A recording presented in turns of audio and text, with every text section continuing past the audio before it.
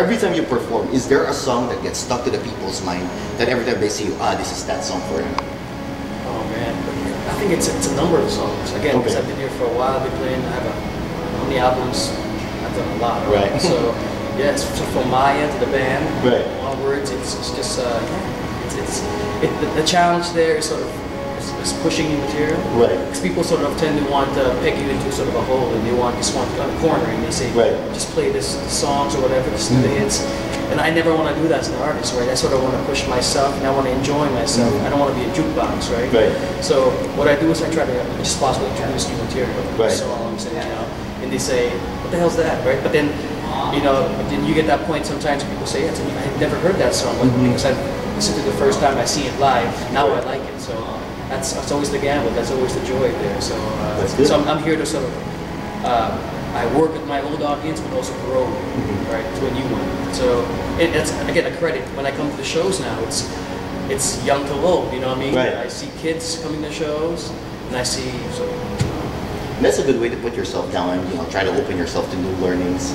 You always put yourself as a student, right? No, that's always been my motto. So the music that you started with River Maya was it more of Rico Blanco's personality, or more of a collaboration between the two of you? Because I know you were younger then when you started. No, but I have to say it was a collaboration between the four of us. The four of them. I mean, you have four alphas, four strong personalities there. So definitely, in the beginning we had five, but then four pretty strong personalities there, and no Anthony. So I have to say, when you're in a band, you sort of, when you're in a band, you can't sort of dissect, did this and did that or whatever.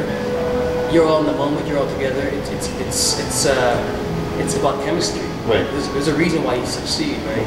That's why it's a band at some point. So when you're away from that, then you can sort of dissect yourself and sort of put yourself away from that. So No Water, No Moon is, after 15 years, me. Exactly. And it sounds like me. I think even just the orchestration, the color, the arrangements, it's just sort of, it's what I picked up through the years working, but it's also what I enjoy listening to. It's what I put into the music. And that's actually what makes No Water, No Moon come somewhat distinct. It has its own personality. When you listen to it, I mean, your voice perfectly fits the songs because maybe it was you who made it. But I guess the arrangement of the music, the instruments that you use, it's just putting together correctly. Like again, when you're in the band, you give a song, right? And you sort of, my philosophy is, I give a song to you, I have to trust you. So I'm not the one to say, oh, do this, do that. I'm not gonna sort of, take you line by line or whatever. I'm just gonna say, ikaw na bahala. I trust you, we're the band, take it wherever. And then, so it's worked out so far. For all these years, it's worked out that way. That's nice. And I think with that philosophy, we sort of enjoyed it ourselves. How we sort of the creative process, how it sort of went. I love it. Let's see the album cover. I heard, if I'm not mistaken, that was your idea, or it was your it was yours. Like which one? For No Water, No Moon? No Water, Yes, No it Moon. was. Yes, it was. It sort of just fit that. The album title was a Japanese clone. So to me, it means enlightenment. So it means about a beginning. And then the sort of the blackness, it's the night. It just sort of fit the tone of the whole CD, the whole record. And I just listened to it because every night after we tracked the song, right, we went to the studio, did the tracks. I would go home and sit down, listen on the player, right, and just drink wine and just listen in dark, pitch blackness, right, and it sort of felt right.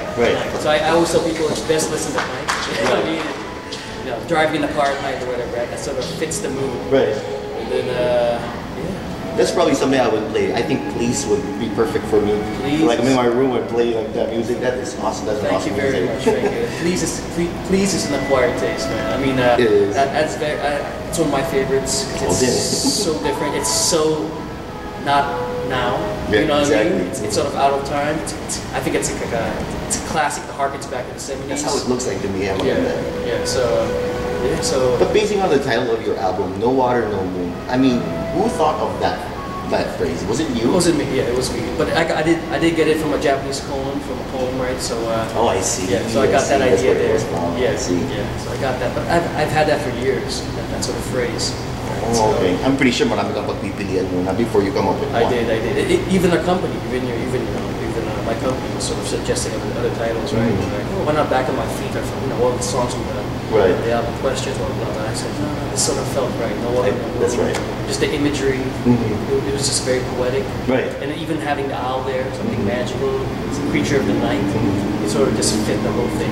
Now, the sizing of the whole thing was the idea of the company.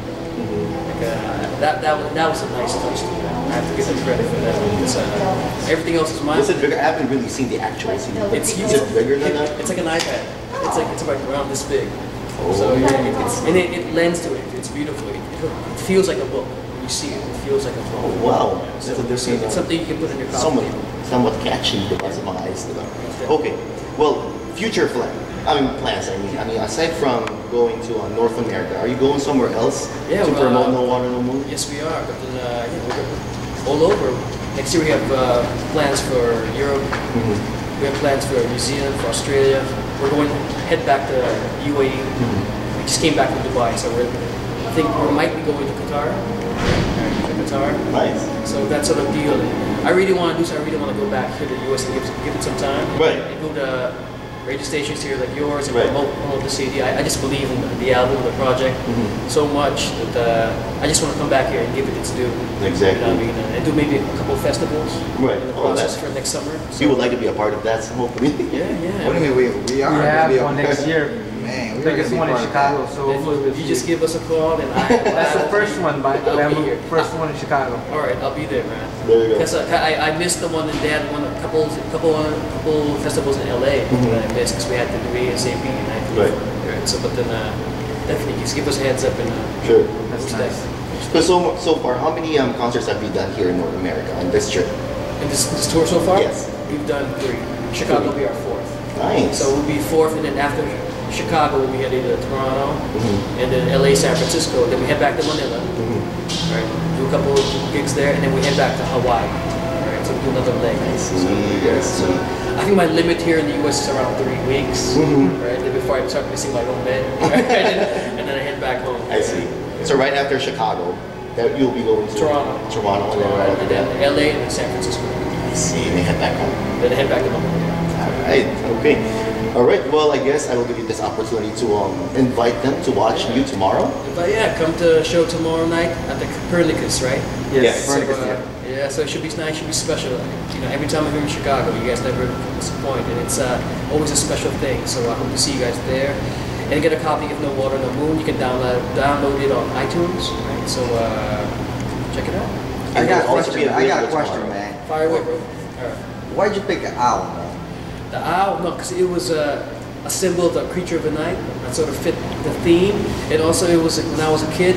I don't know, Clash of the Titans, The Enchanted Woods, Ned Blinton, just authors I enjoyed, and they always had sort of an owl as a creature, like a magical thing. And I just thought kids would please, right? Please sounds like a story to a child, right? It does. So I just wanted to sort of go back to that sort of innocent time when I was a little boy, right? So it just sort of fit, you know. Because I remember when I was young, I just remember that image. Of, right. I guess. Question. These days it's like Harry Potter, right?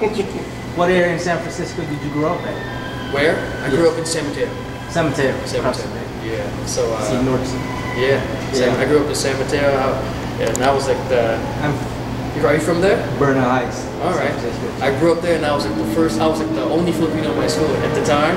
Oh man, so it was tough. And, you know, people would ask me, where's the Philippines? I go, somewhere in Southeast Asia. I bust out the map, but these days it's changed. The Bay Area has changed. It's we're spread. We're all over, right? And we're part of the conversation now as Filipinos, and that is awesome. It was a theme of the album, right? The Water Moon was finding roots, finding home. That's always been big on me because I've sort of been in both worlds. I've always felt that I belong here, but I've also belonged here. You know what I mean? Because I don't know. I mean, it's just part of me. Right. So. And that gives a twist in the personality of your music. I think so. I think so. I'm still trying to find out. There's still questions every day, you know. So I'm still trying to go through it and figure myself out. Right. Which is great. Okay. All right. Well, again, thank you very much, Bamboo, for being here on the show. Thank you very much. My name is DJ Eric, and again, thank you very much, everybody, for listening and tuning in to Flip Radio.